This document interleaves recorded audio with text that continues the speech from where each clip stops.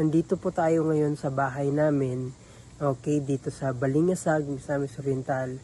And ipakita natin sa taong bayan paano nga ba umusad sa buhay ng dahan-dahan galing sa buhay na walang-wala. Okay? Yung goal natin, ipakita natin sa lahat ng taong bayan na posible makaahon sa kahirapan. Samahan ng diskarte, ng pagtitipid. Okay, so samahan niyo ako, simulan natin. Ayan. So, ituturo ko muna kayo. Ito po yung bahay namin.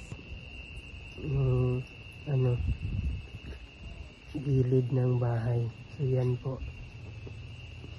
Hindi pa nga natapos yung pero hinayaan na lang. Pasok tayo.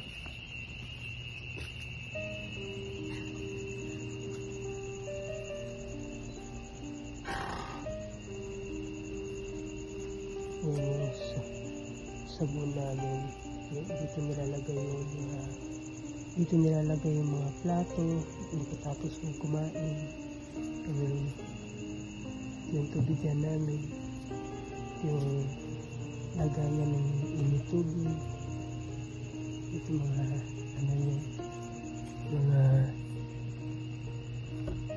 asukal, asin, suka, yung bigasan. So dito kami nagluluto. Yan naman, kahoy lang kahoy.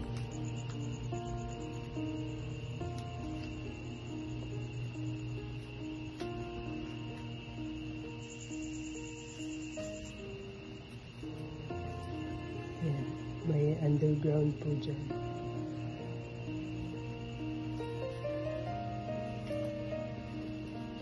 Tapos dito po ako natutulog. Yan. Diyan po ako natutulog. Ilawin na natin.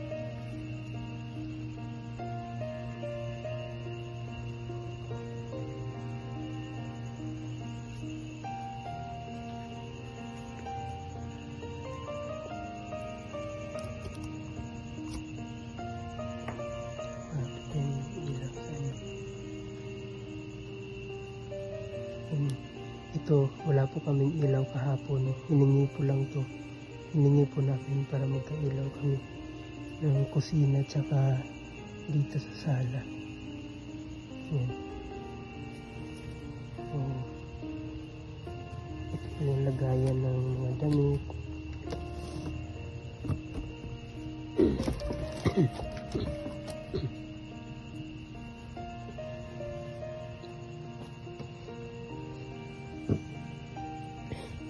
Actually po guys, gusto ko kayo ipakita sa inyo.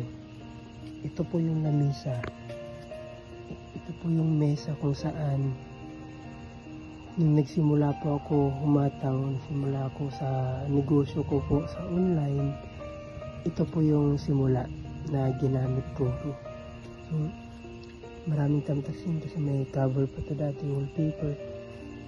Tapos nilagyan ko pa to dati nasira na nga. Nilagyan ko pa to dati ng bricks na foam, yung wallpaper na bricks para maganda tignan. Puno po yan lahat dyan dati. Nung nagsimula ako umataw, nagsimula ako sa online business ko. So, nilagyan ko pa ng pintura, pininturahan, nilagyan ng wallpaper, pero sirang-sira na. And 2 years bago ako nakabalik dito, sirang-sira na. Kasi lumipat na ako ng apartment na medyo maganda na.